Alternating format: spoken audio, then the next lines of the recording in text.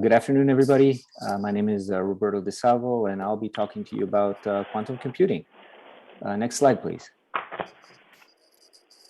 Okay, so quantum computing leverages quantum mechanics, arguably the most successful scientific theory of the 20th century, and it's the only known model for computing that can offer exponential speed up over today's computers. Now, quantum computers right now are in the experimental phase, and they're not available to consumers, but they're starting to work on it. Next slide, please. So before we move forward, let's look at the essential component of a quantum computer, which is the quantum bit or qubit. Now, a qubit can be an electron, a photon, a trapped atom, but also artificial atoms like transmons or flux bits. You can see an example of one there on the right-hand side. And unlike classical computer bits, qubits exist in a state of superposition, and they can entangle with other qubits, but they are very fragile and can be easily disturbed by thermal and electromagnetic noise. So next slide, please. So the challenge we have for practical quantum computing, as you can see from this image from IBM's Q computers, is that current quantum computers are large, complex machines, and qubits require a high vacuum, cryogenic, and radio frequency protected environment. And access to quantum computers is only via the cloud. Next slide, please.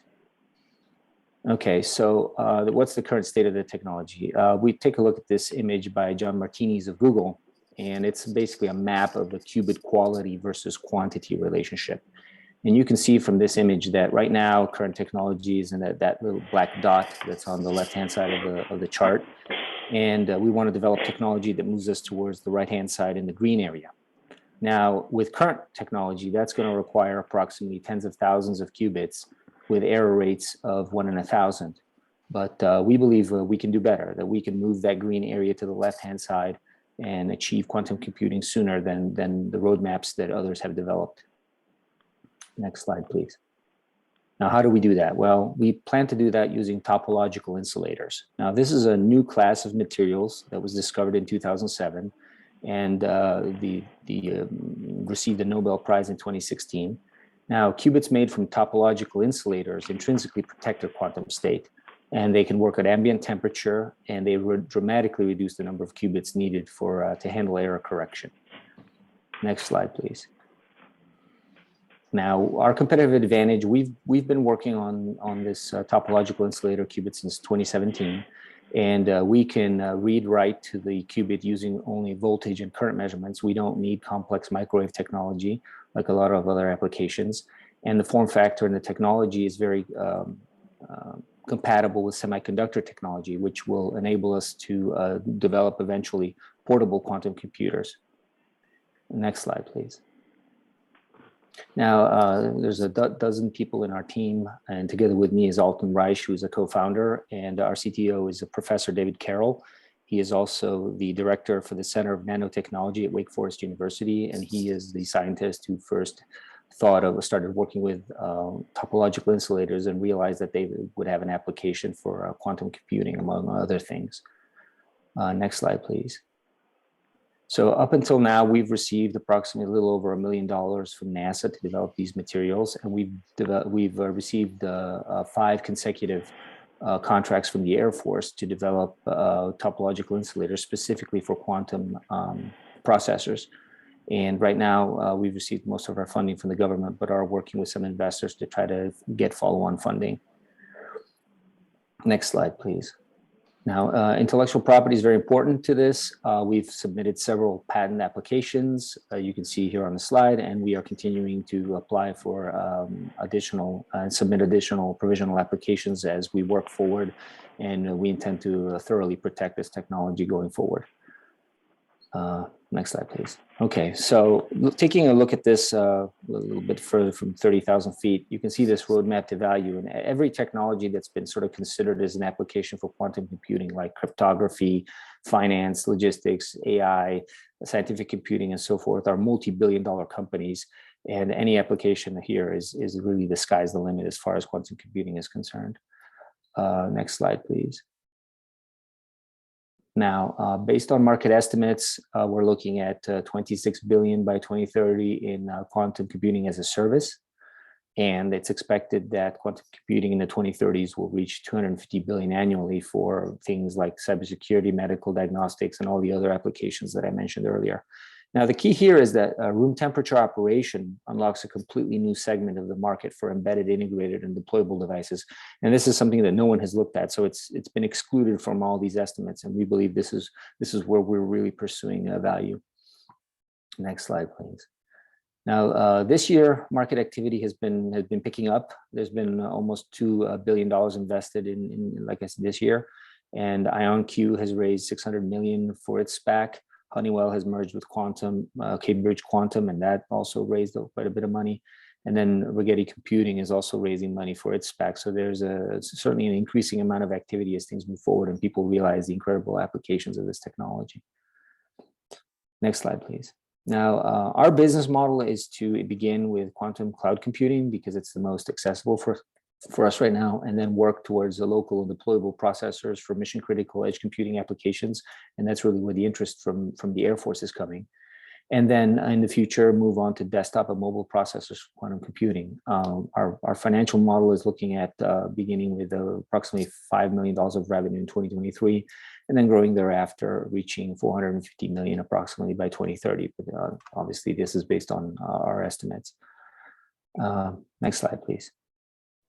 Okay, so thank you, and I'll answer your questions.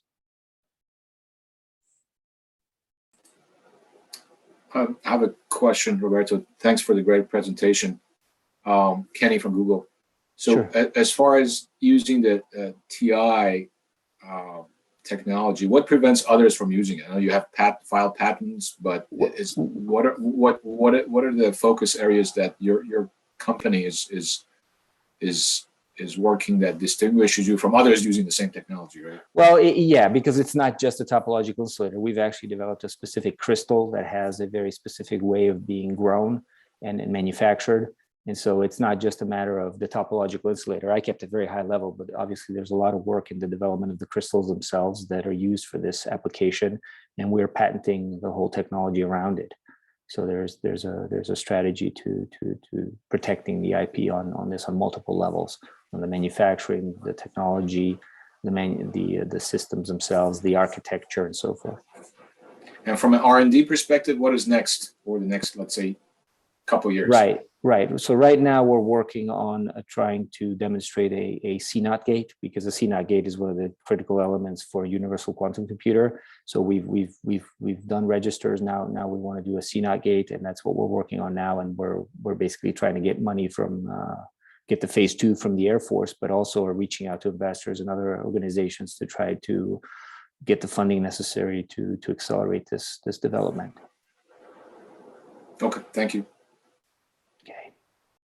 My question here is along the same lines, Kenny, along the developmental line. Is your business is to scale, design the whole hardware, or do you plan to apply this and integrate it with and partner with others to go to market? Right. So the beauty of this technology is that we're developing it for the processor. And because it is so compatible with silicon technology, we really don't have to develop a lot of the other technology. So one of the problems with quantum computing is, of course, you have to develop all the interface hardware layers. And the beauty of this technology is that we can basically use conventional silicon technology to interface with this. So that reduces dramatically the amount of overhead as far as the material. Or the architecture and the hardware. Now, for the software, we're developing this from the beginning to be compatible with the languages that are being developed by IBM and Microsoft. So it'll be fully compatible with their technology. So we don't really look to develop any software specifically for this. It's designed from the get-go to be compatible with Qiskit and other Q languages that are being developed.